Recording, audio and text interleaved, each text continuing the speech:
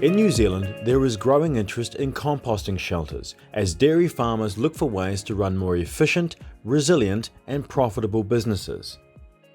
A composting shelter is an innovative cow housing facility.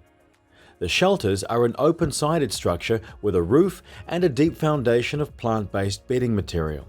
The effectiveness of composting shelters lies in this deep bedding, which keeps the cow's loafing area clean, warm, dry, and odorless. Dung and urine are composted within the bedding, and in a well-kept shelter, there is no effluent to manage.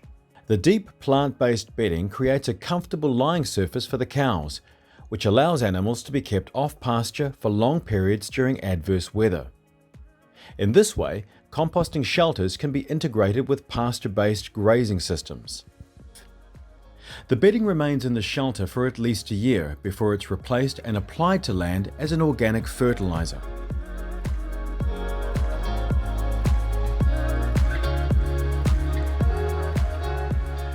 Research was carried out in 2 phases. Phase 1 tapped into existing farmer knowledge and experience about composting shelters and looked at the different ways in which shelters have been incorporated on farm. Field tours and phone interviews in Waikato, Hawke's Bay, Canterbury, Otago and Southland were used to gather data. Insights were then used to test and modify assumptions made in the case study modelling phase of the project. Phase 2 took a Māori-owned case study farm in the South Waikato and tested the impact a composting shelter could have on the farm's environmental and financial performance. Impacts to animal welfare and staff well-being were also considered. The Te Taiao framework was used to guide the research project by focusing on the 4 Te Taiao pō: whenua, land; wai, water; ahuarangi, climate; and koiora, living communities. We sought to understand the impact a composting shelter could have on each of these areas. Among farmers interviewed, use of the shelter varied from a year-round hybrid indoor-outdoor system to a system where the shelter was used for wintering and calving only. For those using the shelter in a hybrid indoor-outdoor system, cows would graze outside during the day, then be brought inside at night during the cooler months. As days became hotter in summer, the shelter would be used during the day to provide shade and mitigate heat stress. In contrast, farms using the shelter for winter and calving only were located in the South Island and used the shelters to move away from previous winter grazing systems. The level of feeding varied between all farms. After incorporating the shelter into their system, some farmers increased feed inputs, while others reduced feed levels and moved to a more self-contained system. Evidence suggests that the profitability and success of the composting shelter system is not dependent on the level of feed inputs. The 6 farmers interviewed integrated a composting shelter to help tackle a combination of challenges related to the environment, animal welfare, and staff well-being. It was important for them to get cows off paddock during periods of adverse weather to minimize damage and improve animal welfare. These farmers also wanted to provide better working conditions for their staff. The cost of winter grazing and cropping was also a factor, particularly for farmers in the South Island. The fact that cows could be fed significantly less in the shelters was hugely appealing. In many instances, farmers noted financial gains and cost benefits from the shelters. This included reduced feed costs and greater production. However, it was the intangible, hard-to-quantify benefits of a composting shelter that drove farmers' decision-making.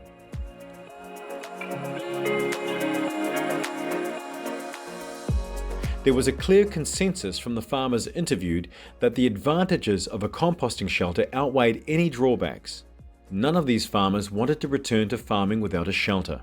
Some of the advantages noted by the farmers included content, happy cows, improved working conditions, particularly over winter and calving, leading to improved staff morale and lower fatigue, improved environmental performance, the removal or reduction of cropping and lower nitrogen loss, the ease of putting condition on cows over winter, improved pastures from reduced pugging and overgrazing, faster recovery from drought or wet winter conditions, flexibility and reliability in the farm system, reduced climatic risk and improved ability to manage animal and weather events, lower winter feed requirements, milk production gains from reducing heat stress and being able to milk longer in the autumn.